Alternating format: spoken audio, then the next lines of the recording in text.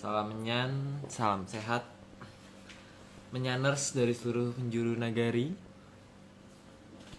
Kembali lagi kita di series ke 122. Ini harusnya suaraku aman ya. Aku belum ke earphone.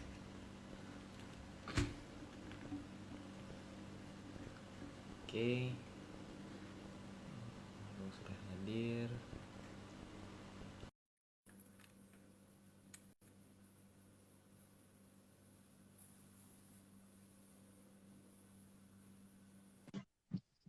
Halo Bapak Aryo. Wih, halo. Dengar suaraku nggak? Aku pakai headset. Kalau pakai Aman, headset aman. aman ya? Biasanya gemar kan? Aman. Ya wes, gini aja ya. Ya, siap.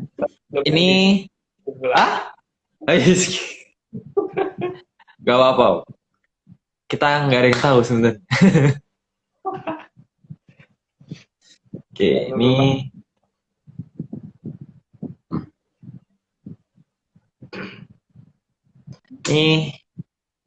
aduh. Tadi Om jadi dari tengah berantas Om. Iya. Coba itu. Tapi adanya cuma di sana nyari undertail-nya ya. Kameranya kebalik. Halo Pak Anom. Halo. Ya, Kameranya kebalik kali ya? kameranya kebalik. Kameranya tidak menuju ke arah Pak Anom. Loh? Kok malah keluar? Coba di-invite lagi. Kameranya kayaknya menuju ke arah sebelah sana gitu ya? Iya. Harus di itu sih ada Iya. ada ini. Ada tanda apa sih yang begini itu? Nah, tadi udah tadi. Tadi udah. Iya. Nah, mantap. Iya. Apa kabar Pak Anom? Ya. Sehat, Mas Agung sehat. Apa kabar Mas Agung? Ya, baik-baik, sehat juga, Pak. Senang bisa Iya, ketemu, sehat. Pak. Mas Agung. Kapan main lagi ke Bali. Cuman nanti Oh, nunggu dengan senang hati. dulu karena lagi sibuk kerjaan. Mudah-mudahan segera Mas Agung bisa ke Bali lagi. Bisa lagi. Ya. Mas Aryo apa kabar? Sehat, sehat. Syukur. Puji Eyang. Puji yang puji yang sama, kami semua sehat, Mas Aryo, Mas Agung. Oh iya. Harus, Pak. Nggak boleh nggak sehat, Pak. Harus. Harus, Pak. Oke. Ada salam dari Mbak Anom sama anaknya. Ya. Oke. Ya. Ingin katanya lagi ketemu. Ya, nanti pasti saya usahakan dulu, Pak. Tak dulu karena ini lagi ampun deh yang namanya kerjaan. Ini aja baru sampai rumah beberapa menit yang lalu. Belum sempat mandi saya, makanya belum mandi kayak gini. Sibuk. Lagi sibuk. Iya. Makasih lo sudah diajak ikut jadi narator. Kan semua temen tuh kita jadi narator, Pak. Cuman ada yang malu, ada yang mau, ada yang nggak mau gitu kan. Jadinya kita pengen Gitu. kan gitu. Saya senang hati dapat kehormatan ikut live. Kehormatan apa sih? Kehormatan. Iya. Dapat kehormatan ikut live. Jadi narator. Yang penting udah siap minum ya kan ya Pak ya. Hari ini sudah Mas Adi. Sudah. Mantap. Sudah. Hari ini lumayan juga. Iya. Oh, iya. Tapi kayaknya bagus nih ini. Topiknya bagus ya. Oke. Makasih. Kalau gitu, kita langsung mulai aja kali ya. Ya deh, mulai aja. Siap. Oke, siap Pak. Siap. Oke. Siap Mas Adi. Ya. Oke. Di seri 122 Mustika Sasmitaning Hyang part 8.6 Nyuda Memalaning Rat. slide nomor 1.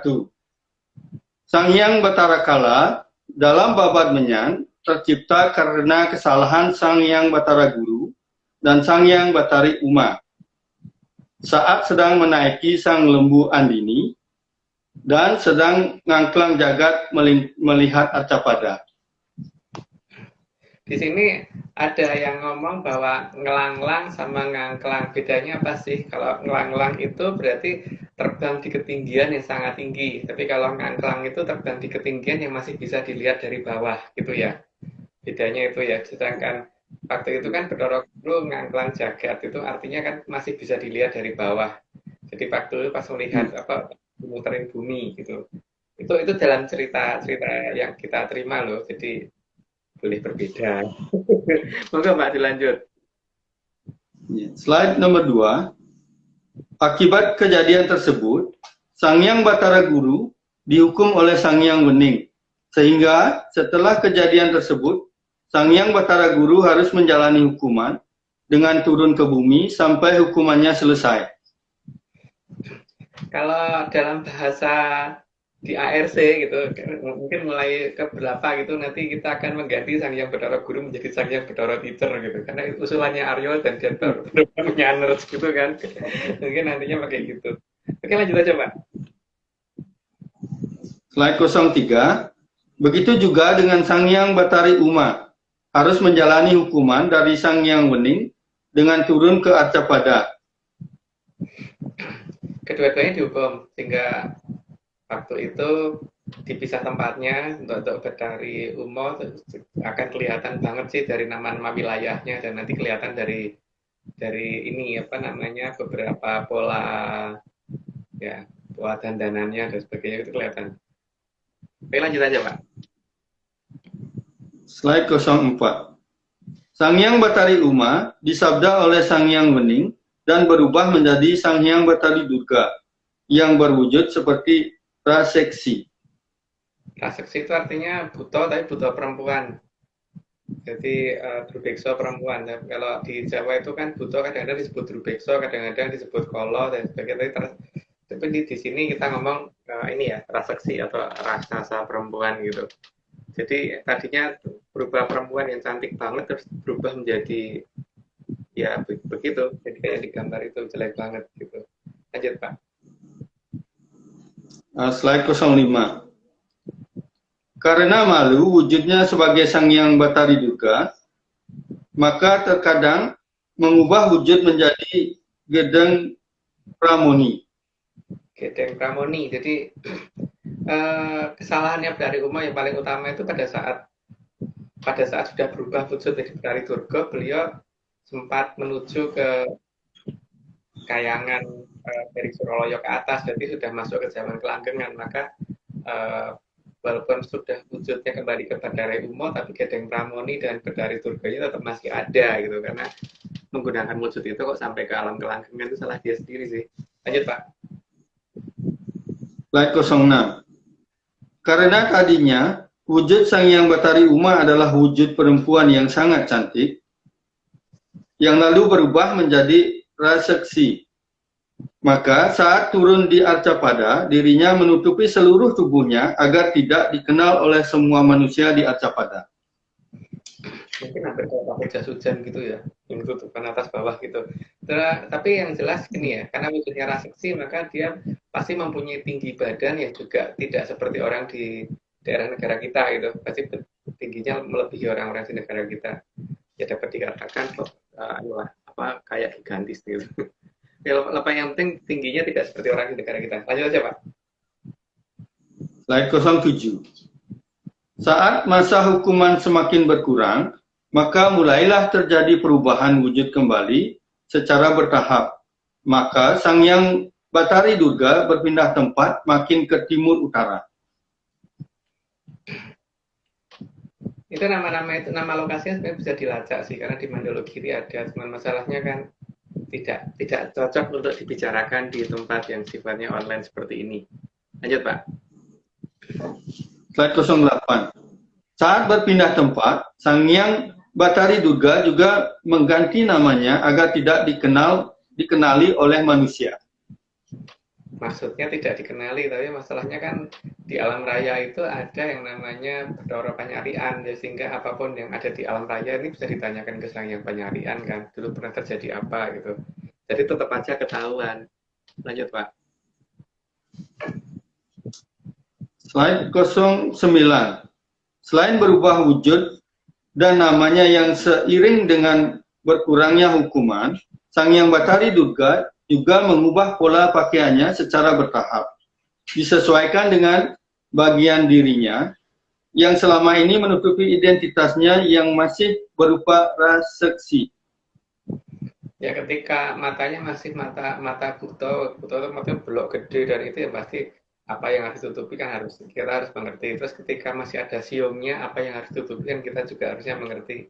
Ketika rambutnya tadinya bagus terus kemudian jadi gimbal seperti raseksi, seperti buto gitu kan, apa yang harus tutupin kita harusnya tahu gitu. Jadi mungkin ya seperti itulah, tapi kan saya nggak bisa ngasih penggambaran secara detail karena saya bukan orang yang ahli menggambar gitu. Ayo Pak. Slide ke-10. Akibatnya banyak terjadi pergantian kostum pakaian yang digunakan oleh Sang Hyang Bathari Durga. Karena perubahan itu terjadi berdasarkan pola hukumannya tinggal apa gitu. Ketika matanya sudah berubah tapi masih berwarna merah, terus nanti berubah lagi matanya menjadi warna apa itu bisa dilihat urutannya sampai kembali menjadi hitam itu dari negara mana sampai negara mana gitu. Terus ketika rambutnya dari gimbal menjadi rambut bagus lagi tuh dari negara mana sampai negara mana juga akan kelihatan. Terus ketika masih punya siung dan bagaimana itu akan kelihatan lah. Lanjut Pak. Slide ke-11. Begitu juga perubahan matanya. Saat matanya masih belok seperti mata raseksi, maka Sang Hyang Bathari Durga juga menutupi matanya agar tidak terlihat. Belok itu maksudnya gede banget gitu, gede banget. Jadi ya seperti matanya buto. Kalau buto kan beda dengan manusia kan matanya kecil ya. Tapi ya itu variasinya juga banyak untuk manusia. Tapi bukan nggak kemudian gede kayak center gitu, kayak apa namanya, kayak tutup botol ya. Bola kasti ya. Bola kasti ya, bener, kasih dua gitu. Itu namanya buto gitu, seperti itu. Jika masih bentuk matanya kayak bola kasti ya pasti beliau akan malu kalau bola kastinya kelihatan. Lanjut Pak. Slide ke-12.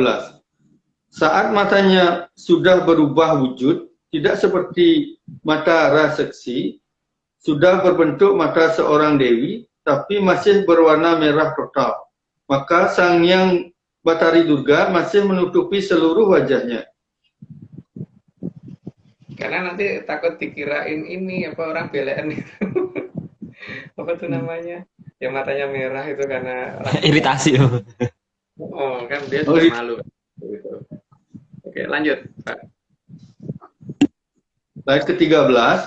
Setelah matanya berubah lagi dan warna merahnya tinggal bagian tengah, maka Sang Hyang Bathari Durga sudah membuka sebagian wajahnya. Ya paling tidak kalau matanya sudah kembali inilah, walaupun masih merah ya, tapi ya yang jelas itu sudah wujud. Tinggal bagaimana kembalinya ke arah hitam kan, maka nanti ada perubahan pola warna mata itu bisa dicocokin dengan Serat Mandala Giri, urutan perubahan mata itu, warna mata itu. Tapi ketika dia masih punya siung ya pasti siungnya akan ditutupin dulu. Lanjut Pak. Slide ke-14.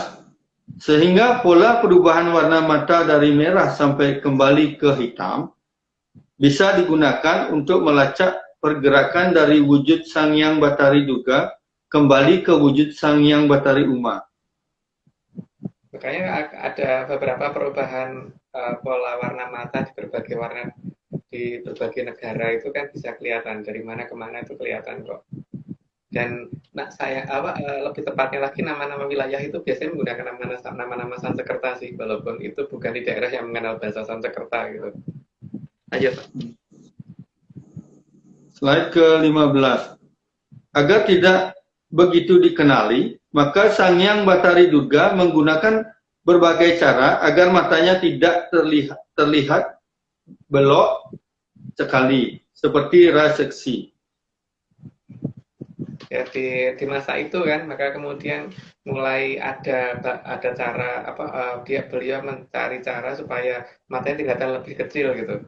Tapi tetap aja ketika masih melotot seperti mata buto ya tetap akan kelihatan raseksi juga. Tapi bagaimana mengurangi itu kan mulai diterapkan mulai sejak zaman itu gitu. Lanjut Pak. Slide ke-16.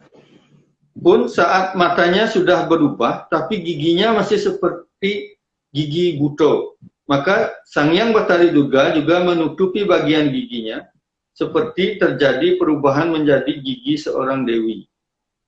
Ya, sampai berubah, sampai taringnya dan siungnya itu, kalau taringnya mengecil dan siungnya hilang. Ini kan siungnya nggak ada, harusnya ada siungnya ya. Ketika biasanya siungnya menghilang dulu, baru taringnya mengecil pelan-pelan. Itu kalau berdasarkan Bapak Kenyan. Lanjut Pak. Slide ke-17. Begitu juga ketika rambutnya masih rambut raseksi, maka Sang Hyang Batari Durga juga menutupi agar tidak dikenali oleh manusia.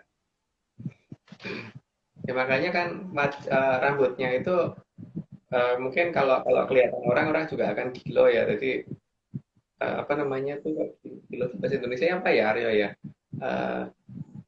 Ya merasa aneh aja, maka ya beliau tutupin supaya tidak dikenali. Dan pola itu beliau terapkan sampai dengan hukumannya selesai. Lanjut Pak. Slide 17 ya, apa 18? 18 Pak. 18, slide 18.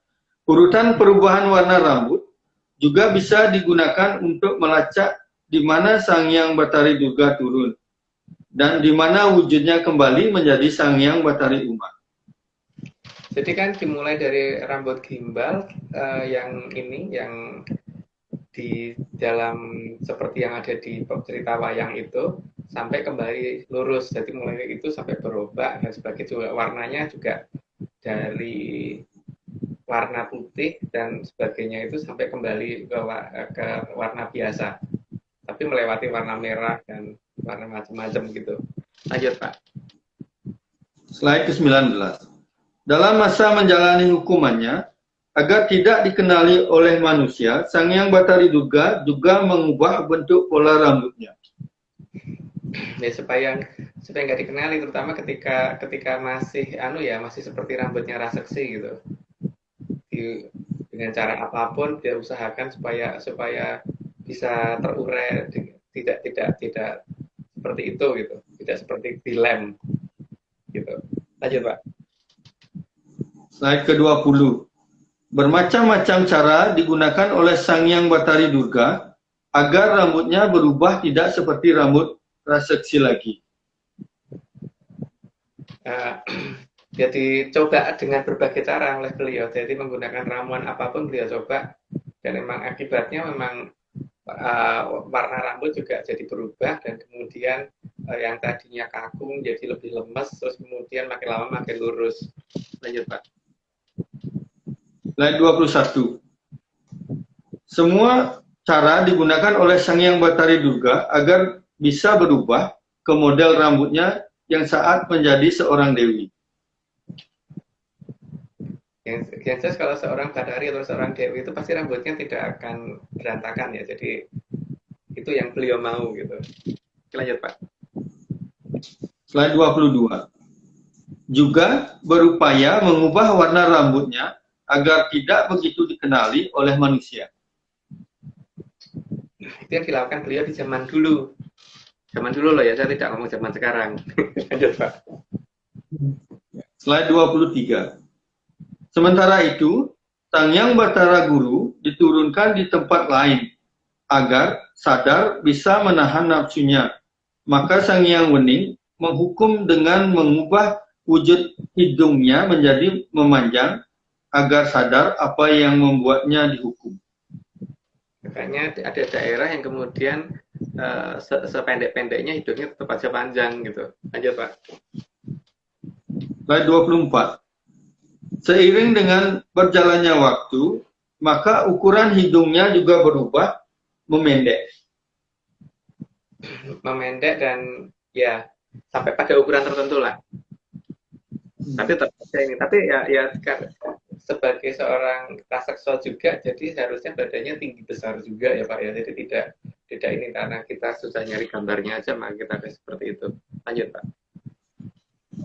Slide 25. Ukuran tubuhnya yang seukuran Drubiksa juga secara bertahap berubah sesuai dengan pengampunan dari Sang Hyang Wuni.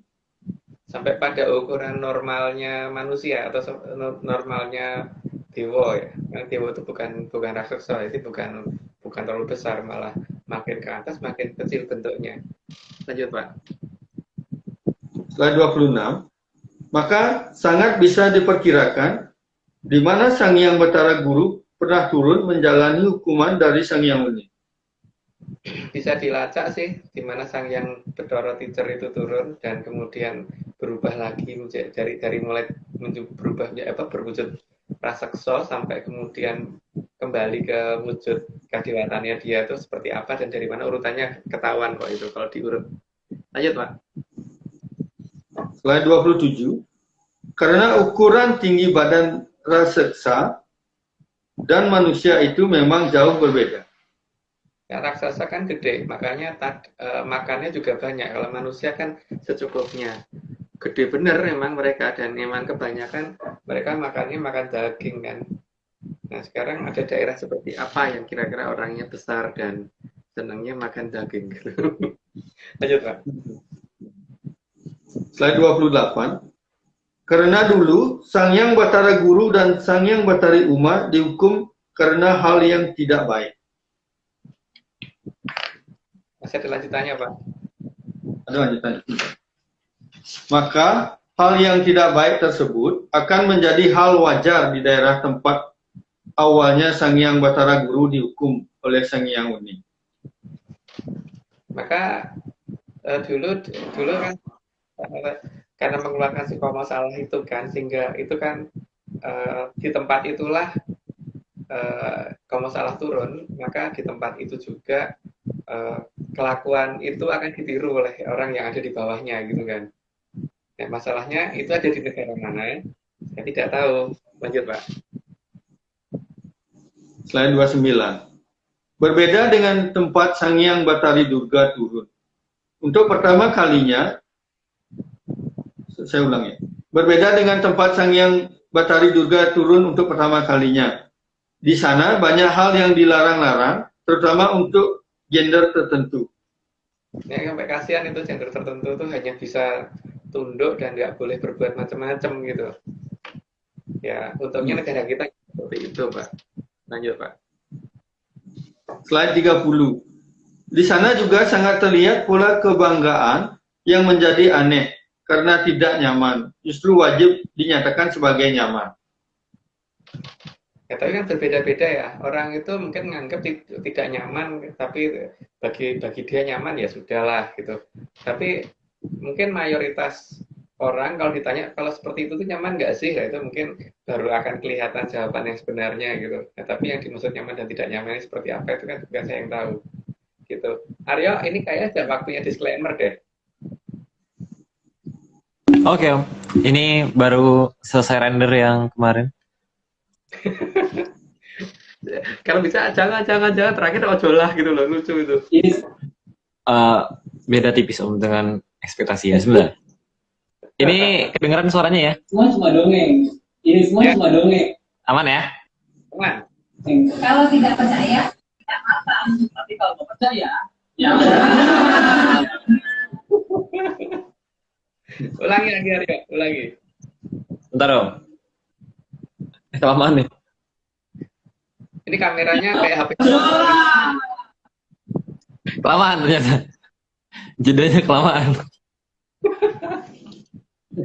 Seru Mas. Diulang lagi Om. Ya, ulangi lagi. Oke siap. Ini semua cuma dongeng. Kalau tidak percaya, tidak apa-apa. Tapi kalau percaya, ya Ulangi, tadi ke wajahnya Aryo yang di depan.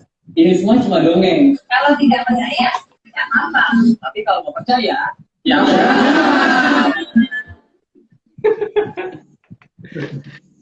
Oke, ya nanti yang lucu tuh ojolahnya terakhir, ayo jangan terus ojolah terakhir gitu loh. Siap. Siap, diusahakan habis ini. Oke. Oke. Kalau Oke. gitu, saya lanjut Pak. 31, Pak. Baik, slide 31 ya. Iya.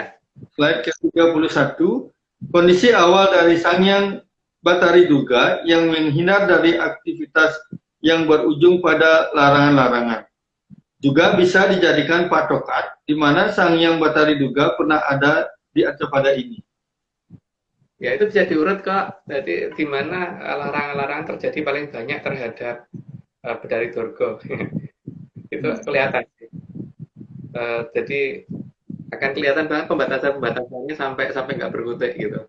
Dan dari warna pakaian juga kelihatan sih sebenarnya. Lanjut Pak. Slide 32. Karena Sangyang Batara Kala sudah terlanjur ada dan ada kesalahan dari para dewa yang berusaha menghancurkannya saat masih seukuran Sangyang Guna. Maka Sangyang Batara Kala menjadi tidak bisa mati dan berwujud sangat besar.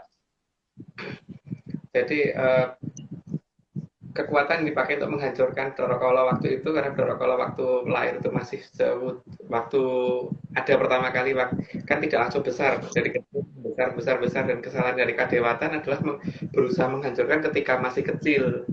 Padahal ketika masih kecil itu adalah perwujudan dari Kadewatan yang lebih tinggi gitu kan. Itu yang jadi masalah. Jadi dari pihak Kadewatan juga ada kesalahan di bagian itu. Sehingga akhirnya malah tidak bisa dibasmi. Lanjut Pak. Slide 33. Sangyang Batara Kala juga tidak pernah kenyang, maka sangat menjadi memalaning jagat.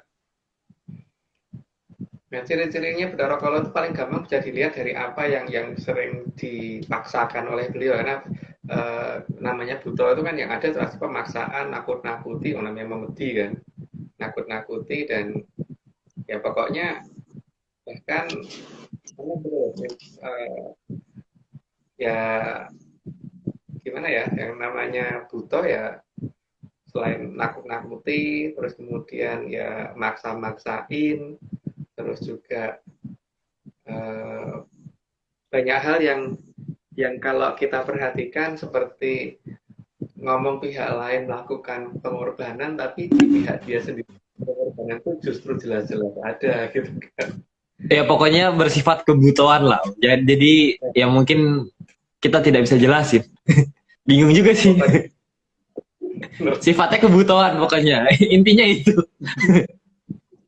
Ya dan kok yang lain harus salah gitu kan. Iya. Jadi sifat kebutuhan. Oke, kita lanjut dulu 34. Lanjut. Slide 34. Maka dengan terpaksa, Sangyang Batara Guru menciptakan makhluk yang dinamakan Sukerta. Jadi Sukerta itu tadinya bukan manusia, tapi mirip manusia, tapi untuk diumpankan untuk makanannya Betara Kala.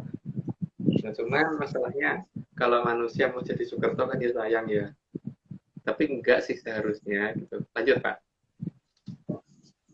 Slide 35. Jenis dan wujud Sukerta sangat bervariasi supaya Sangyang Batara Kala tidak bosan dan agar tidak memangsa manusia.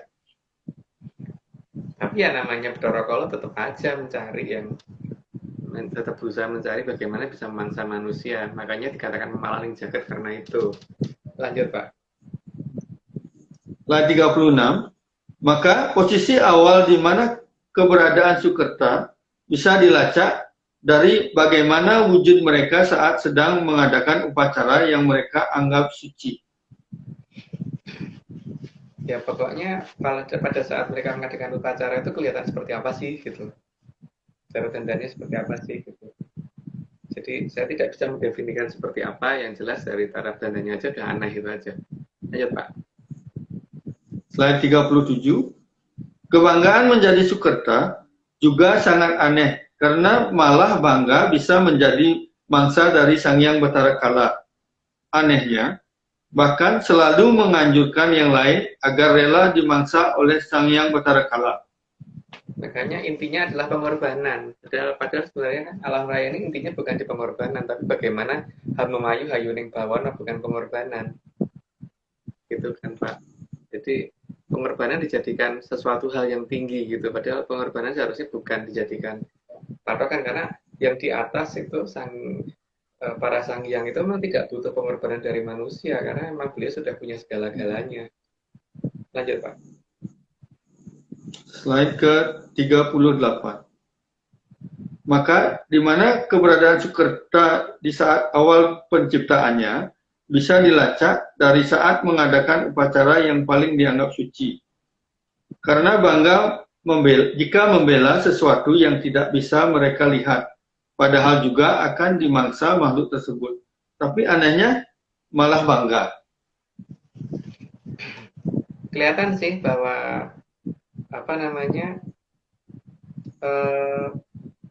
melihat aja nggak bisa, tapi malah bangga gitu. Yang aneh itu sih. Harusnya kan bangga itu kalau bisa ngelihat dulu ya, ini lihat aja enggak, dan akan jadi apa nggak tahu gitu kan masalahnya. Dan itu di dasar ada di kata-kata pengorbanan itu yang jadi masalah. Tapi nggak tahu deh itu ada di mana, saya nggak ngerti. Lanjut Pak. Slide 39. Sukerta memiliki pola logika yang aneh. Maka mereka selalu berpikir bahwa pengorbanan terhadap Sang Hyang Bathara Kala adalah yang utama. Mereka tidak mau menggunakan logika kalau berurusan dengan Sang Hyang Bathara Kala. Pokoknya wajib percaya saja. Padahal yang seperti saya katakan berkali-kali ya, bahwa untuk kehidupan yang jangka pendek aja, orang itu harus menggunakan logika supaya bisa bertahan hidup kan. Dan masa iya untuk sesuatu hal yang sifatnya keabadian kita nggak boleh menggunakan logika? Terus buat apa logika diberikan oleh Yang Maha Kuasa jika hanya untuk di kehidupan yang saat ini aja gitu loh. Kan seharusnya untuk keabadian juga kita harus melihat dong, ini sebenarnya yang kita tuh berjalan ke arah yang tepat atau justru berjalan ke arah jebakan gitu kan Pak. Lanjut Pak. Slide ke-40. Bahkan di beberapa tempat mereka justru selalu berusaha mempengaruhi pihak lain agar ikut menjadi Sukerta atau mensukertakan manusia. Ya itu berusaha seperti itu memang, karena supaya makin banyak yang bisa dimangsa oleh Bathara Kala kan. Tapi ya itu yang anehnya kan di situ. Tapi kan di sini tidak ada yang dilarang. Jadi artinya kalau memang pengen jadi Sukerta ya monggo gitu. Silakan aja. Tidak ada yang melarang. Lanjut Pak. Slide 41. Bahkan pola pengorbanan sebagai wujud taat kepada Sang Hyang Bathara Kala bisa dilakukan terhadap siapapun, termasuk kepada keluarganya sendiri. Jadi ada ajaran yang kemudian pengorbanan itu dikatakan penting gitu, dengan alasan akan seperti apapun. Tapi kalau namanya menyangkut masalah pengorbanan manusia itu seharusnya tidak boleh ya. Tapi nggak tahu deh, kok tiba-tiba dikatakan jadi benar aja gitu. Lanjut Pak. Slide 42.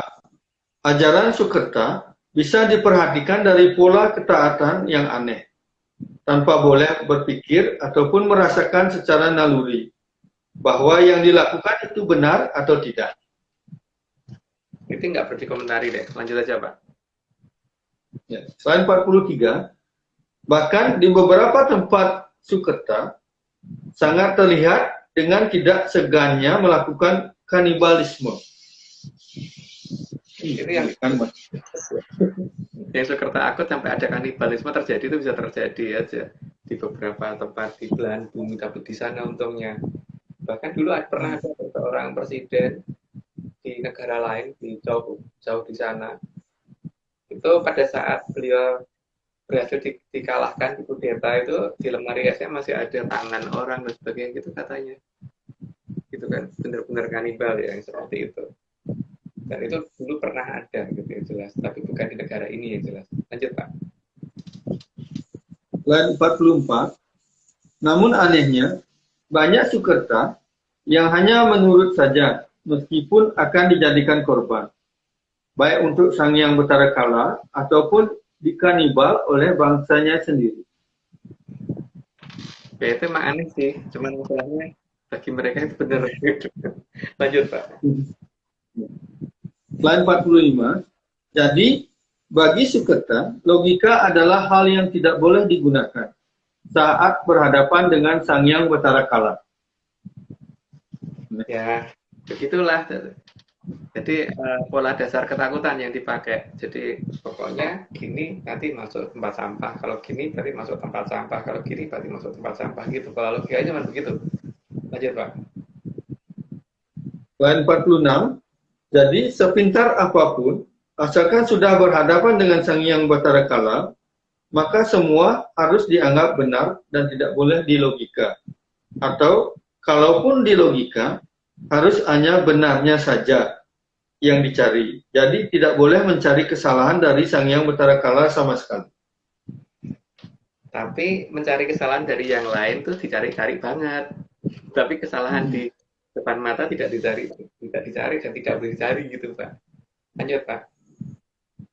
Selain 47, jadi pola berpikirnya juga sangat jauh berbeda dengan manusia. Karena hidup bukan untuk Hamemayu Hayuning Bawana, tapi hidup adalah pengorbanan bagi Sang Hyang Betara Kala. Itu bedanya di Babat Menyan dan di Babat Bathara Kala ya. Jadi kalau Babat Bathara Kala kan semuanya harus berkorban. Ya, kalau Babat Menyan kan enggak. Dewa tidak perlu butuh pengorbanan apapun gitu kan. Lanjut Pak. Selain 48, kalaupun ada yang mengingatkannya, maka sudah jelas jawabannya adalah bodoh amat. Namun, sayangnya pola sukertanisasi ini dengan tanpa disadari sudah mulai menular terhadap manusia. Ya tapi kan boleh aja toh Pak orang mau ketularan dan tidak gitu. Cuman bagi yang tidak mau ya mulai harus berhati-hati dan mulai menggunakan logika yang benar bahwa ini kira-kira masuk akal apa enggak sih kalau ada apa namanya tuntunan seperti itu gitu. Isinya nakut-nakutin apa enggak, cuman pemaksaan gini boleh gitu nggak boleh, gini boleh gitu nggak boleh gitu. Itu terus apa enggak sih? Atau gini masuk tempat sampah, kalau gini masuk tempat sampah itu berarti ya itu ya layak dipikirkan bahwa itu layak didengarkan apa tidak gitu. Lanjut Pak. Slide ke-50, sifat dasar Sukerta adalah selalu berusaha menambah keberadaan Sukerta. Maka sering terjadinya pemaksaan. Jadi kan seharusnya manusia itu diciptakan dengan pola kebebasan, asal masih ini ya apa namanya kebebasan tidak berarti bebas untuk mengganggu yang lain, tapi yang penting ada unsur kebebasannya, jadi bukan dipaksa. Nah ketika pemaksaan itu sudah jelas ada, itu layak dipertanyakan ini sebenarnya apaan sih kok isinya pemaksaan dan ancaman gitu. Karena maksa itu pasti nggak boleh memaksa. Kalau orang pengen jalan kaki dipaksa mau naik bis, kalau nggak mau ya sudah gitu kan, jalan kaki aja gitu. Tapi kalau orang pengen naik bis nggak mau jalan kaki ya sudah, kita juga jangan paksa dia jalan kaki, orang dia pengennya naik bis gitu. Begitu juga kalau orang pengen berenang pakai jas hujan ya itu kan hanya dia pengen berenang pakai jas hujan ya sono gitu. Walaupun kita mungkin kalau berenang nggak pakai pakaian seperti itu gitu. Jadi semua itu ketika ada pola paksaan seperti ya itu paksaan yang aneh seperti itu harusnya lagi dipertanyakan. Jadi apa toh ya kok yang ini gitu. Apa sih kenapa harus begini gitu. Lanjut Pak. Slide 51, dan Sukerta atau yang mau disukertakan harus menurut dan tidak boleh membantah. Karena membantah itu ada hukumannya. Bahkan katanya tentang mengapa harus begitu juga tidak boleh. Jadi ketika kita betul-betul menggunakan logika, kalau kita pikir itu keliru tapi kita harus menyatakan bahwa itu benar, ya harusnya kita mulai berpikir bahwa itu apa toh ya, dari mana toh ya saya ada kayak gitu itu gitu. Lanjut Pak. Slide 52. Bahkan sering tidak menyadari bahwa hidup itu adalah anugerah, tapi bagi para sukerta hidup itu anugerah. Maka menghabisi dirinya sendiri justru dianggap terpuji. Itu nanti beda ya antara anugerah dan anugerah gitu. Oke lanjut Pak. Slide ke-53. Bahkan ajaran untuk mati yang juga bisa menyebabkan kematian lainnya yang lebih banyak justru dianggap sebagai suatu ketaatan terhadap makhluk yang bahkan mereka lihat saja tidak bisa. Seperti dulu waktu Perang Dunia Kedua itu kan ada pilot-pilot pesawat yang dipaksa untuk menabrakkan dirinya, itu seperti itu kan Pak. Nah, kalau ada pola seperti itu dan kita harus menulis seperti itu, harusnya kita mulai berpikir bahwa itu benar apa enggak gitu kan. Ya patokannya di Perang Dunia Kedua deh, jangan yang lain yang dijadikan patokan. Lanjut Pak. Slide 54. Selain ketaatan pada yang tidak bisa mereka lihat, para sukerta juga sangat taat kepada pemimpinnya. Pimpinan yang justru tidak peduli terhadap sukerta bawahannya, mau hidup ataukah mati. Ya, makanya itu, kalau perintahnya seperti waktu Perang Dunia Kedua itu, maksud iya kita dijadikan peluru gitu atau dijadikan torpedo, jadi kita disuruh masuk ke torpedo untuk mengarahkan ke kapal atau dijadikan bom yang di pesawat terbang untuk nabrak ke kapal induk atau apa gitu. Tugas kita memayu ning bawono lah pilot kitanya sendiri malah habis, terus gimana caranya memayu gitu kan. Lanjut Pak.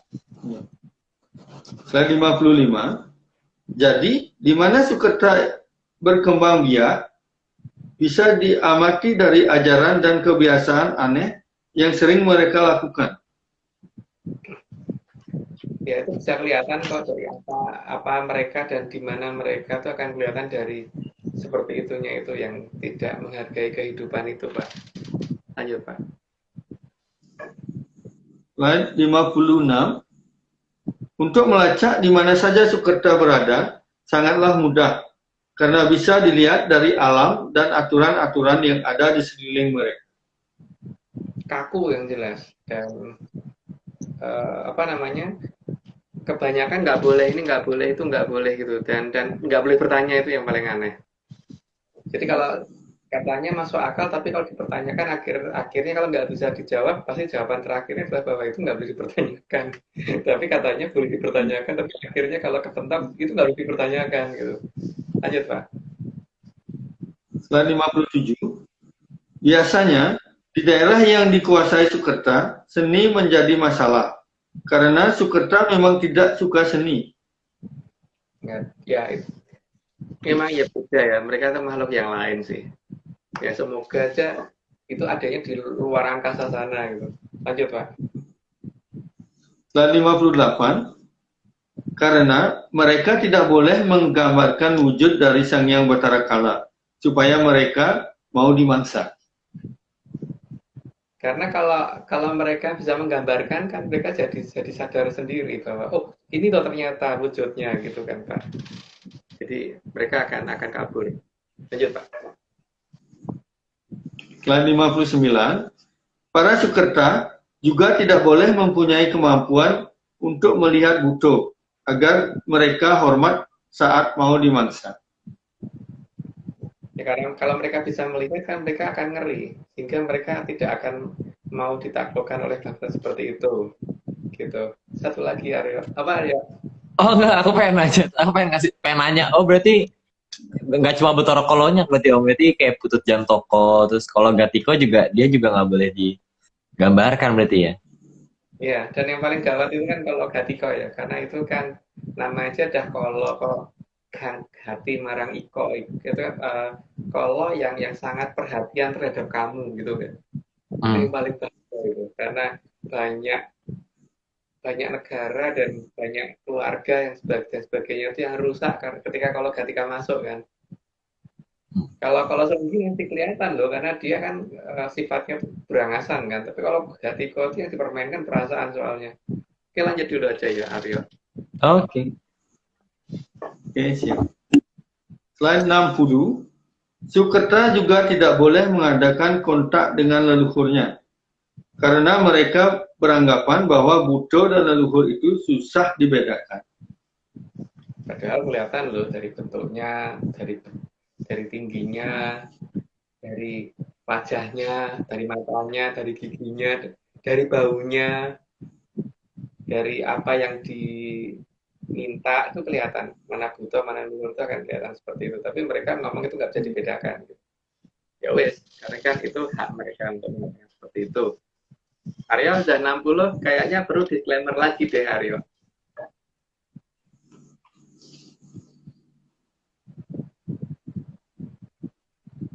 Masih disclaimer yang mana? Yang ada Pak Anom aja. Yang ada Pak Anom. Yang di Anom itu, oh di sini. Sanur. Yang di Semua Sanur. cuma dongeng. Kalau nggak percaya ya nggak apa-apa. Di Sanur. Oh ya, Sanur ada. Yang di Sanur dua-duanya. Oke. Oke. Nah, nih atau Q sekalian. Gimana caranya?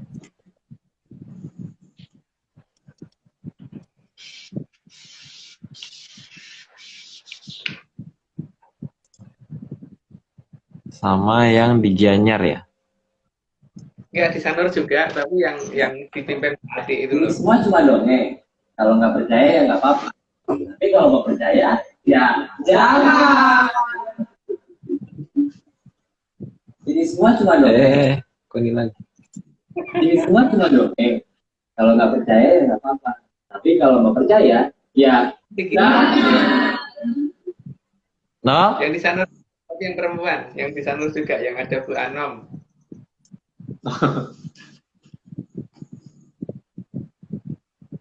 Bentar. Hilang. Bentar.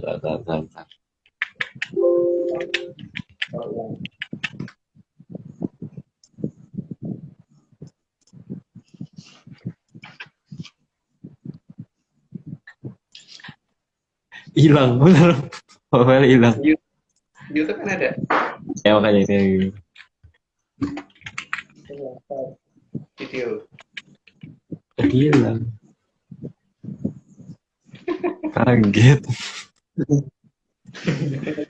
Hilang nih. Ini ada yang mengganggu nih. Yang Mbak Ade yang ini yang. Iya, ada.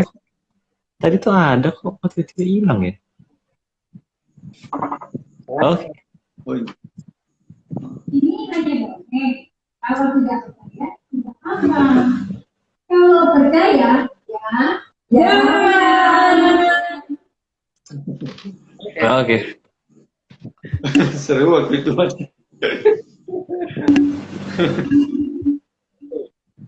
Oke, kita lanjutkan. Ya. Slide 56. 61, Pak. Untuk kenapa? 61. 61. Oh, 61, sebentar. Oh ya, salah. Slide 61.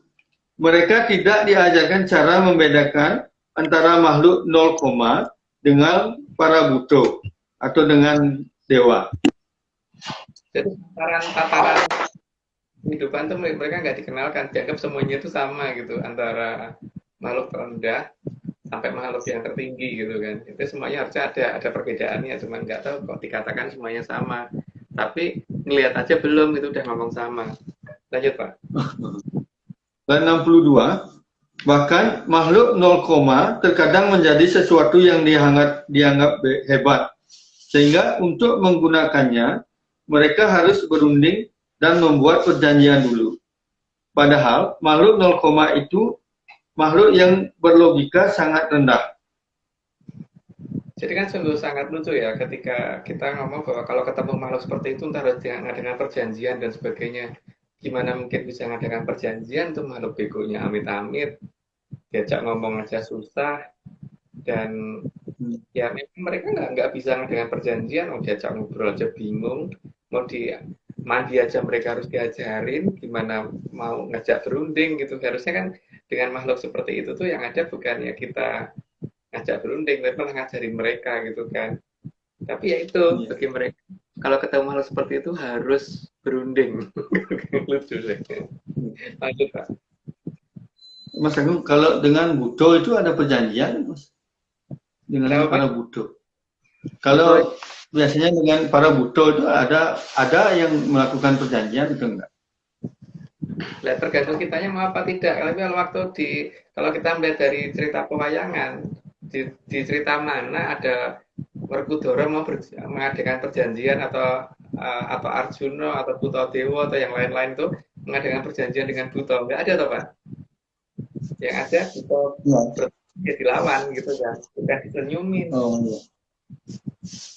Gitu Pak. Oh, iya. Terima kasih Mas. Slide 63. Sukerta ada berbagai tingkatan dan tiap tingkatan mempunyai tingkat berbahaya yang berbeda-beda. Karena ada yang pinter, ada yang lumayan pinter, tapi itu tadi tetap aja ketika mereka pinter di titik itu dia nggak mau berpikir gitu. Ada satu titik di mana itu kelihatan salah, tapi mereka nggak mau berpikir di situ. Harus percaya. Lanjut Pak. Slide 64. Sukerta jenis ini adalah sukerta yang hanya bisa menjadi korban karena hanya bisa menurut saja. Ya karena nggak boleh berpikir, dia hanya bisa menurut aja. Lanjut Pak. Slide 65. Keberadaan Sukerta yang makin lama semakin banyak sudah diperkirakan oleh Sang Hyang Bathara Wisnu dan dikhawatirkan akan bercampur dengan manusia. Tapi sebenarnya terpakan kelihatan bedanya sih. Tapi ya itu, ketika manusia terus kemudian nggak mau menggunakan logika, ya berarti susah dibedakan. Karena kita diberi logika yang lebih dibandingkan Sukerta, makanya seharusnya kita gunakan. Lanjut Pak. Slide 66. Sesuai dugaan dari Sang Hyang Bathara Wisnu, akan ada zaman di mana Sukerta sudah bercampur menjadi manusia dan menjadikan zaman di mana hukum adalah panglima. Maka zaman aneh tersebut dikatakan sebagai zaman kala bendu. Bendu itu artinya hukum ya. Jadi zaman kala bendu itu zaman di mana hukum adalah yang utama, dan itu ada dalam jangka para leluhur kita gitu loh. Jadi itu ada di zaman kapan aku nggak tahu, tapi yang jelas yang dikatakan zaman kala bendu adalah zaman di mana hukum adalah posisi tertinggi. Jadi hukuman ya posisi tertinggi, hukum bukan masalah yang penting hukum. Lanjut Pak. Slide 67. Sehingga bagi manusia yang berkecampuran darah Sukerta, Sang Hyang Bathara Wisnu memberikan cara agar Sukerta tersebut bisa hilang dari manusia, dari diri manusia. Ada banyak cara sih, cuman masalahnya mungkin tidak detail kalau di sini gitu. Lanjut Pak. Slide 68. Maka Sang Hyang Bathara Wisnu membuat pakem agar Sukerta bisa meninggalkan diri manusia. Ada banyak cara yang digunakan, dan itu mungkin penjelasannya di 1, 2, 3 mungkin lebih lengkap nanti. Lanjut Pak. Slide 69. Sang Hyang Bathara Wisnu sangat sadar akan sifat-sifat Sukerta. Maka dari dasar sifat-sifat tersebut, Sang Hyang Bathara Wisnu membuat sastra pangruatan. Jadi sastra pangrawatan itu bukan malah meminta datangnya Bathara Kala, jadi tidak mungkin ada kata-kata Yomaraja Jaramoyo itu nggak mungkin, terus nggak mungkin ngajari Mempolosio, jadi nggak mungkin ya si Mohosio itu nggak mungkin gitu. Ya, tapi kalau ada sastra pangrawatan seperti itu ya nggak tahu ya, karena kalau yang kita punya tidak ada seperti itu. Nanti kalau cokronya beda banget gitu. Lanjut Pak. Slide 70. Bagi Sukerta yang masih belum begitu menyatu antara kemanusiaannya dan kesukertaannya, maka masih bisa dilakukan dengan nyuda makan, nyuda tidur, nyuda segalanya, termasuk memasuki ruangan gelap sampai batas di luar kekuatan Sukerta, sehingga roh Sukerta pergi meninggalkan manusia. Nyuda itu artinya mengurangi ya. Jadi tapi kalau mengurangi doang tidak sampai pada batas di mana Sukertonya nggak kerasan ya tetap aja nggak ini. Tadi harus pada sampai pada di mana Sukertonya pergi gitu. Tapi memang ini tidak mungkin didetailkan di sini. Jadi ini cuman garis besar. Walaupun C123 nanti akan diterangkan lebih lengkap daripada di sini, cuman itu juga cuman garis besar. Karena untuk masalah laku memang tidak mungkin kita detailkan di sini karena kita bukan perguruan. Lanjut, Pak. Slide 71. Pakem meruat diri sendiri dari Sukerta ini dinamakan laku. Tapi pola laku yang seperti ini bukan laku untuk mendapatkan kesaktian, tapi laku untuk menghilangkan Sukerta dari diri manusia. Nanti ini lebih detail di 123. Lanjut aja, Pak. Slide 72. Sementara bagi Sukerta yang lebih parah, yang susah berpisah antara roh Sukerta dan kemanusiaannya, maka diperlukan ruangan khusus. Bahkan, kalau perlu harus dengan paksaan, agar bisa terbebas dari Sukerta. Dan ini butuh waktu yang berbeda-beda antara manusia yang ketempatan Sukerta. Tergantung seberapa parahnya Sukertanya menghinggapi dirinya gitu kan. Jadi ya harus tidak bisa sama antara tiap orang gitu. Mungkin ada yang sama juga, tapi mayoritasnya tidak akan sama. Lanjut, Pak. Slide 73. Bagi yang masih bisa dibina, maka dibina dan dibatasi ruang geraknya sampai lepasnya kesukertaannya. Jadi bukan hanya dibaca-bacain aja ya Pak ya.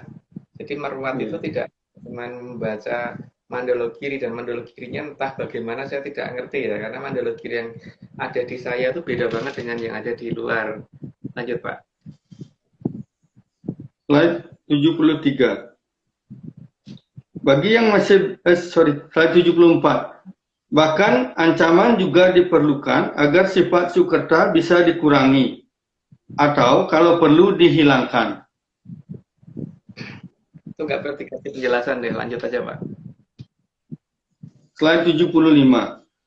Berbagai cara yang harus diterapkan sebisa mungkin agar jiwa Sukerta bisa diminimalkan sekali. Itu juga kayaknya nggak perlu penjelasan deh, lanjut aja Pak. Slide 76. Namun, jika tidak bisa dibina, maka harus dikembalikan ke alam aslinya, di mana Sukerta harus berada. Jadi kalau salah tempat ya berarti dikembalikan. Jadi tugas yang mengembalikan ada, tapi itu tugas dari tataran atas. Lanjut Pak. Slide 77. Bagi Sang Hyang Batara Wisnu, menempatkan kembali ke alamnya Sukerta itu tidak dengan upacara yang ribet.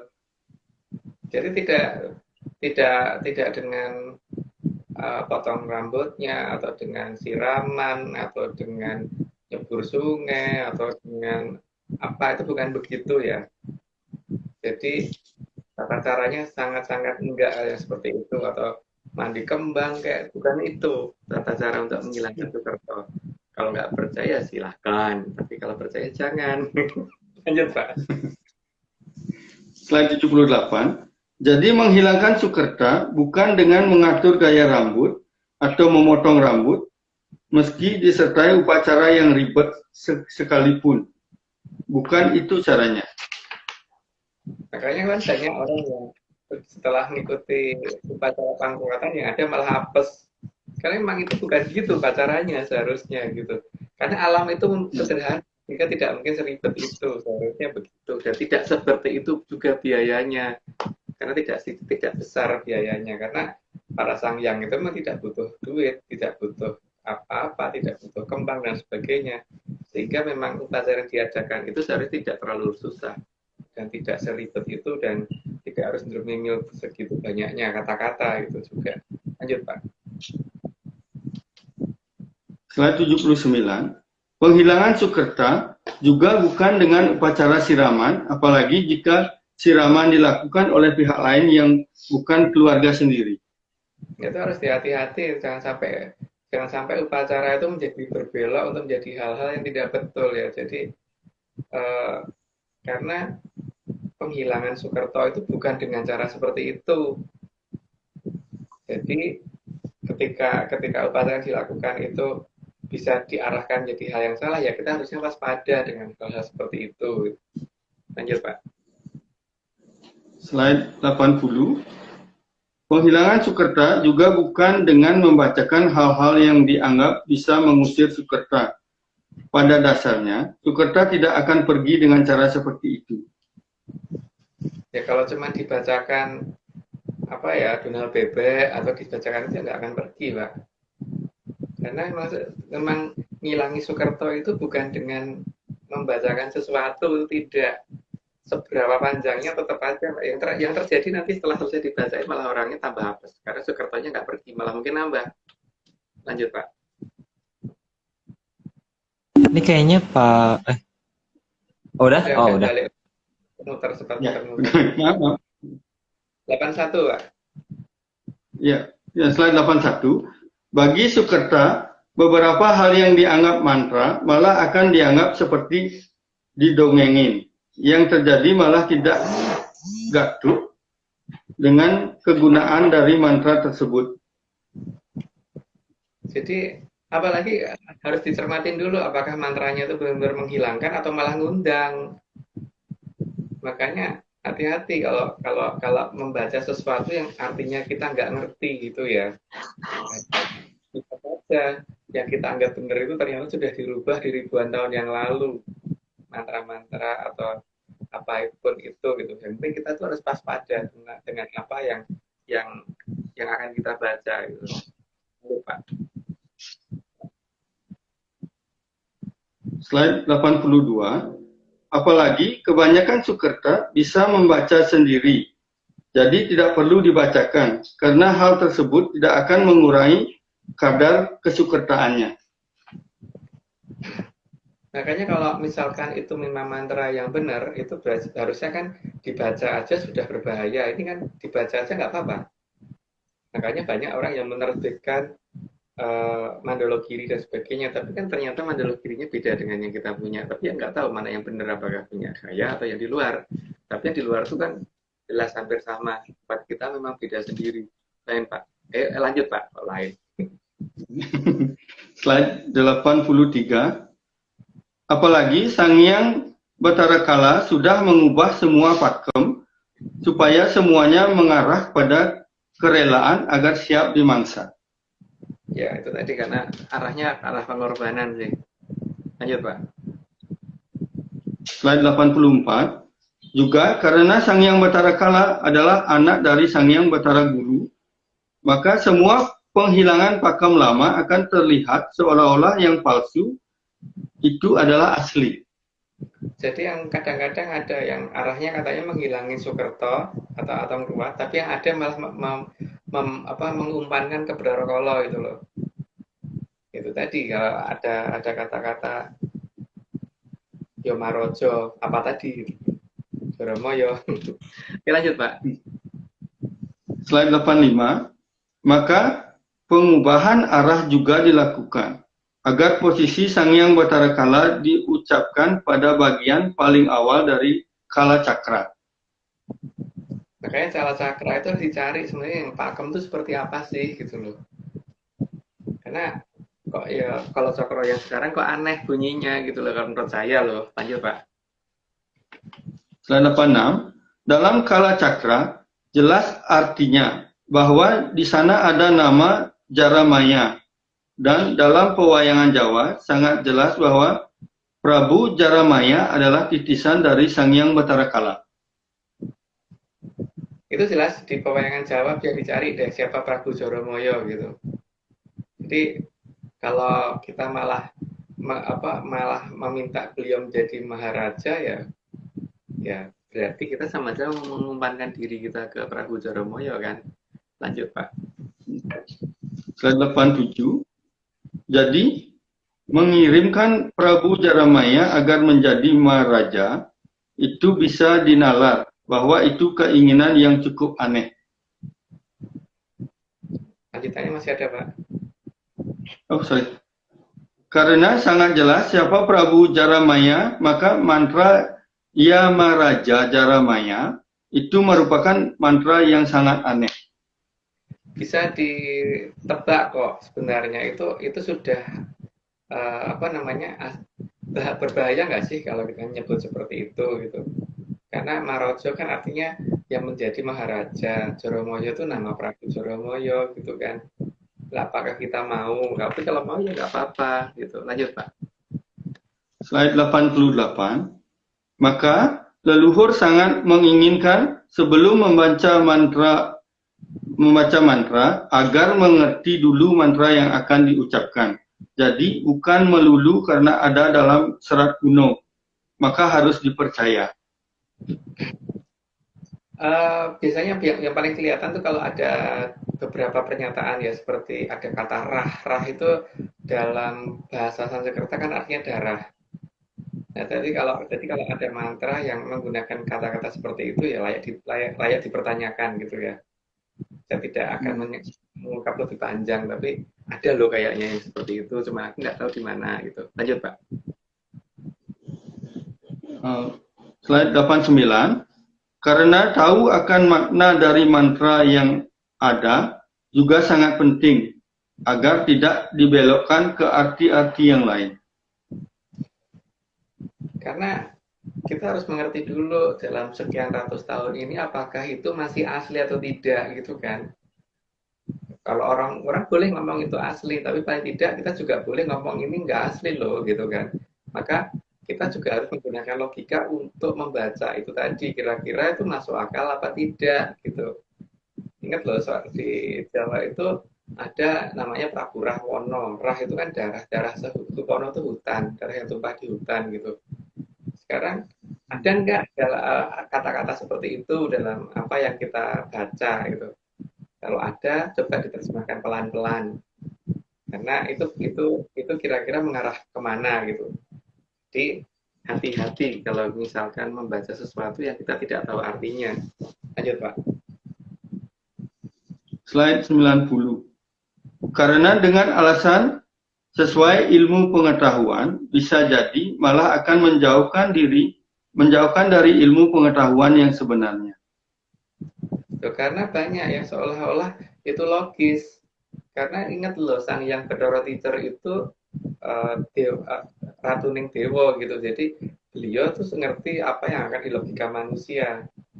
Jadi ya kita juga harus berhati-hati di situ gitu paling tidak. Lanjut Pak. Slide 91. Memang mantra tidak untuk diartikan, tapi salah membaca mantra sama saja kita salah makan tahu atau malah makan cabenya saja. Nah itu makanya tahu itu penting gitu. Aryo, ini udah 91, perlu disclaimer lagi deh. Serah disclaimer. Oke, siap. Lo.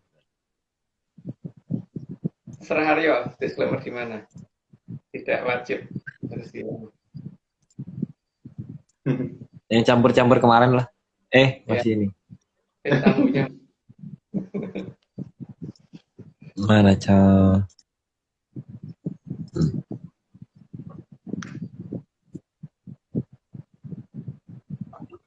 Ini semua cuma dongeng. Kalau nggak percaya ya nggak apa-apa. Tapi kalau mau percaya, ya jangan.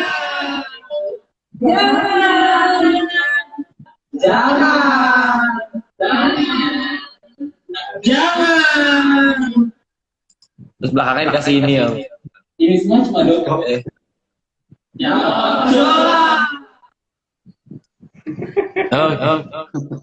Itu dia. Disclaimer.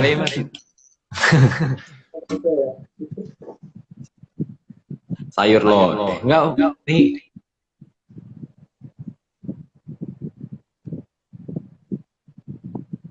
ada suaranya, Aryo. Suaranya hilang. Aryo suaranya hilang. Kemute kali ya? Bukan, salah putus.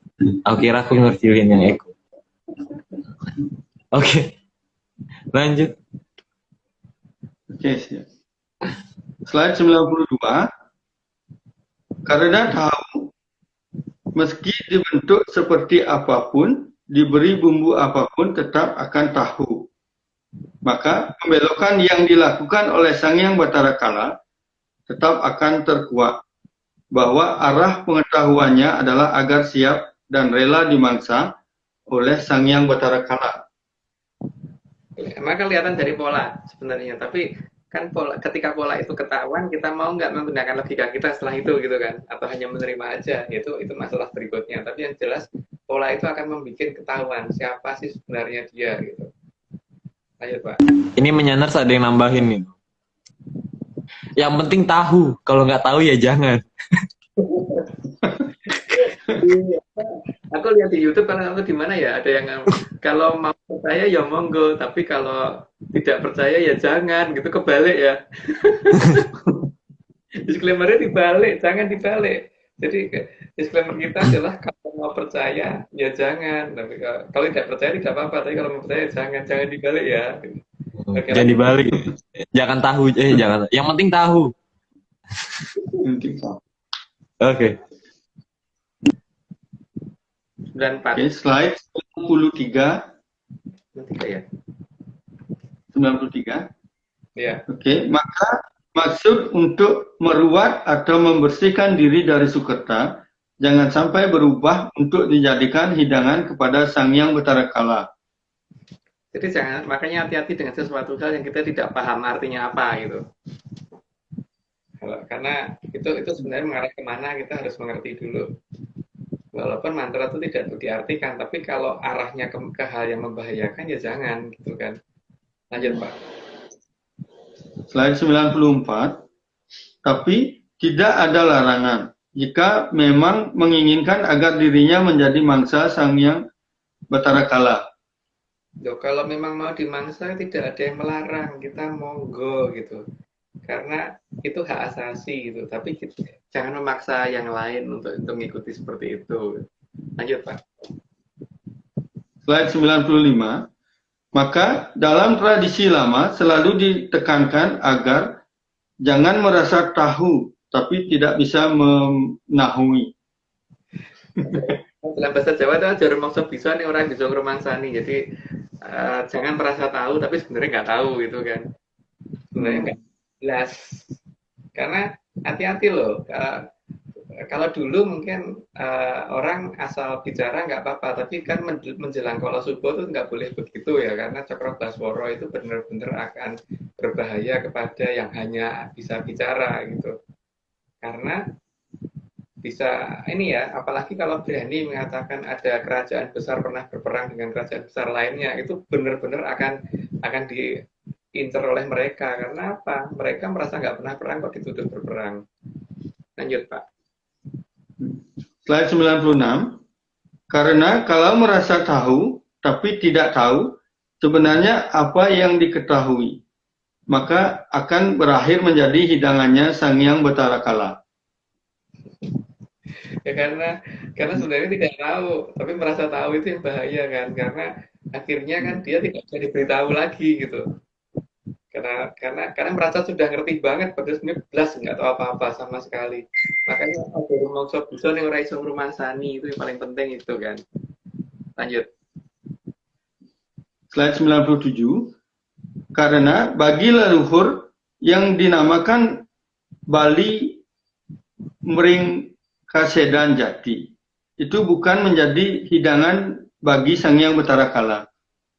Karena kalau ngerti pangrasutannya sebetulnya kan berarti raga ini tidak ditinggal Pak, jadi nggak mungkin ditinggal ya itulah kalau bisa ini. Tapi yang bisa itu siapa yang nggak tahu ya saya gitu. Lanjut Pak. Slide 98. Bagi leluhur meracut atau melepaskan bagian yang tidak baik dari diri kita juga bukan berarti jadi hidangan bagi Sang Hyang Batara Kala. itu tadi ya, makanya kalau tidak tahu tuh hati-hati gitu. Daripada 12 anime gitu. Lanjut, Pak. Slide 99. Maka 7 langkah dalam melakukan kembali ke Sang Yang Pencipta bukan berarti harus mengalami berbagai macam hal yang berujung menjadi hidangannya Sang Yang Batara Kala. Karena yang paling penting itu bukan sesuatu. Kita harus mengerti bahwa yang di atas itu tidak butuh apa-apa, sehingga tidak butuh yang namanya pengorbanan. Itu yang paling penting. Lanjut, Pak. Slide ke-100. Maka peringatan dari Sang Yang Batara Wisnu agar datangnya banyak mantra yang dikira bisa menyelamatkan justru menjadi berbahaya. Dan itu seharusnya menjadikan manusia agar lebih teliti dalam membaca mantra. Ya tadi itu hati-hati. Tapi kalau mau menerima mantra seperti itu ya silahkan. Tapi kalau bagi saya itu hati-hati gitu. Karena ada banyak loh yang seperti itu. Dikira itu menyelamatkan tapi ternyata membahayakan gitu. Lanjut, Pak. Slide ke-101. Selain itu, Sang Yang Batara Wisnu juga mengharapkan agar mengerti dengan apa yang diucapkan. Maka cakra baswara yang akan digunakan oleh Sang Yang Batara Wisnu dalam mengubah zaman dari zaman kala bendu ke zaman kala subah. Ini seharusnya bukan akan ya, tapi sudah digunakan sih. Makanya ada loh orang yang seharusnya nggak punya duit 100 miliar, tapi terus dengan bangganya ngomong akan mengeluarkan 100 miliar. Lanjut, Pak. Slide ke-102. Karena sudah mendekati saatnya, maka di awal yang akan dilepas oleh Sang Yang Batara Wisnu adalah cakra baswara, agar membuat banyak orang jahat mengaku kalau dia jahat, meskipun bermaksud menutupi maksudnya. Yang maling dia ngaku maling gitu. Yang ya pokoknya merencanakan apapun akan gagal gitu. Dan yang sudah terlanjur di lock pasti akan di lock terus. Jadi dia bicara itu akan salah terus gitu, karena boleh dia yang punya mulut, tapi yang mengendalikan bukan dari sana mulutnya gitu. Lanjut, Pak. Slide ke-103. Maka, kalau pusaka senjata cakra baswara sudah dilepas oleh Sang Yang Batara Wisnu, sesuai dengan jangka, itu berarti sudah semakin dekat munculnya jamur dipa. Ini kelihatan sih sebenarnya, kalau cakra baswara ini sudah mulai dilepas, dengan adanya banyak orang, dan sasarannya pasti bukan masyarakat rendah, pasti masyarakat kelas atas. Ya tiba-tiba pokoknya ngomong salah aja gitu, setiap kali ngomong salah aja. Dan sekali kena cakra baswara, walaupun dia sudah benar pun tetap akan dibikin salah kalau bicara. Lanjut, Pak. Slide 104. Namun sebelum jamur dipa muncul, akan ada banyak pejabat pemilik jamur dipa yang akan secara bangga menyatakan kebodohannya. Semakin mengaku kebodohannya, maka akan semakin dekat jangkanya jamur dipa muncul. Itu tadi, kalau ketika banyak maling tiba-tiba ngaku, banyak penipu tiba-tiba ngaku, tapi ngakunya nggak sadar gitu loh, nggak sadar kalau dia mengakuin itu, tapi jelas dia ngaku di depan publik gitu loh, dan itu ada data digitalnya pasti. Nah, itu berarti sudah makin dekat dengan jamur tipe. Lanjut, Pak. Slide ke-105. Maka pada saat itulah semua hal tentang kehebatan Sang Yang Batara Kala akan menjadi terbongkar, siapa yang sebenarnya Hyang dan siapa yang Drubiksa. Nanti akan kelihatan dari ininya, dan orang secara bertahap mulai akan berpikir, sebenarnya aku tuh salah apa enggak sih percaya sama itu gitu. Tapi kan tidak ada yang memaksa untuk tidak percaya, tapi juga tidak tapi kalau di sini malah yang diminta untuk jangan percaya dengan kelompok kita gitu kan. Lanjut, Pak. Slide ke-106. Sang Saya Andadra memalaning rat kados sampun andamel Sang Yang Batara Wisnu kuninge menawi bawana sampun bakal risak. Sang Batara Wisnu sedia tindakaken darmanipun yang kadya asrapipun angin-angin mangsulaken kamulyaning Tribuana. Ya, selesai akhirnya. Tuh, makasih Pak Aryo. Disclaimer terakhir plus disclaimer lengkap dan terima kasih tuh Bapak Aryo gitu. Dan Pak Anom terima kasih. Kok terima kasih. Nih seru nih. Nih Cokro Basworo lagi seru-serunya di Indonesia nih kayaknya ya. Nggak tahu deh. Nggak tahu di semua tempat kayaknya. Lagi seru-serunya. Di semua tempat ada orang yang ngomong itu berhasil menang gini besoknya mundur 1000 km. Gitu kan? Di semua tempat bener-bener. Dan ya pangudal-udal juga udah mulai ngudal-ngudal beneran. Udah mulai kok. Dengan Jadi, jangan didetailkan di sini. Jangan didetailkan di sini. Oke, siap. Oke, kalau gitu oh ya, disclaimer. Ya, apa aja. Kayak Banyuwangi belum, Pak? Ini semua cuma Hilang. kalau nggak percaya ya nggak apa-apa. Suaraku cempreng banget. Kebablasan ya. Oke. Ini semua cuma dongeng. Kalau nggak percaya ya nggak apa-apa. Tapi kalau nggak percaya, ya jangan. Jogja Aryo, Jogja juga lucu deh. Jogja yang Ini semua salah pencet. Kalau tidak Yang ini kecil sebenarnya. kalau kamu percaya, Ulangi. Kecil ini. ini semua hanya dongeng. Kalau tidak percaya, tidak apa-apa. Kalau kamu percaya,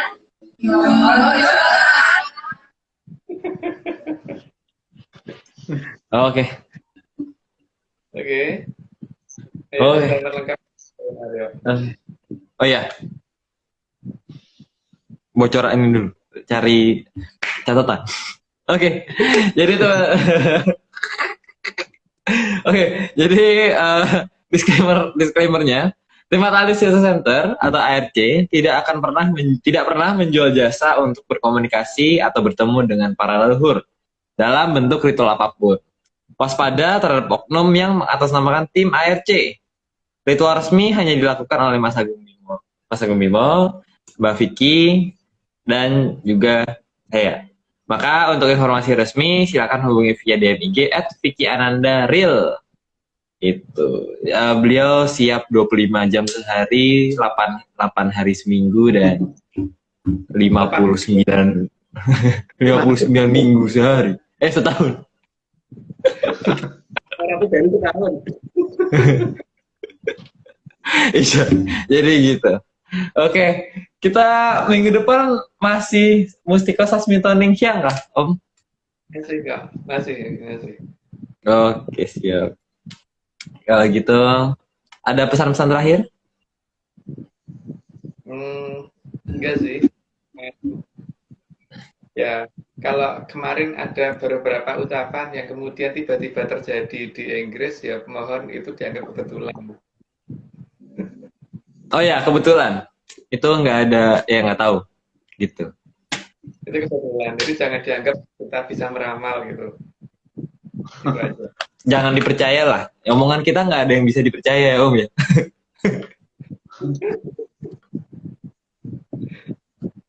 Oke. Kalau dari Pak Anom ada yang mau disampaikan? Ya, saya ucapkan terima kasih sama Mas Aryo, Mas Agung Bimo telah datang ke Bali waktu ini dan kita sama-sama di sini luangkan waktu lah. Tapi Kang Win gitu, penyambutannya sederhana gitu.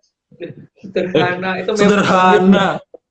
Itu memang banget, Pak. Mewah loh. Mana kita tadinya mau bingung cari oleh-oleh tiba-tiba jadi kebanyakan oleh-oleh.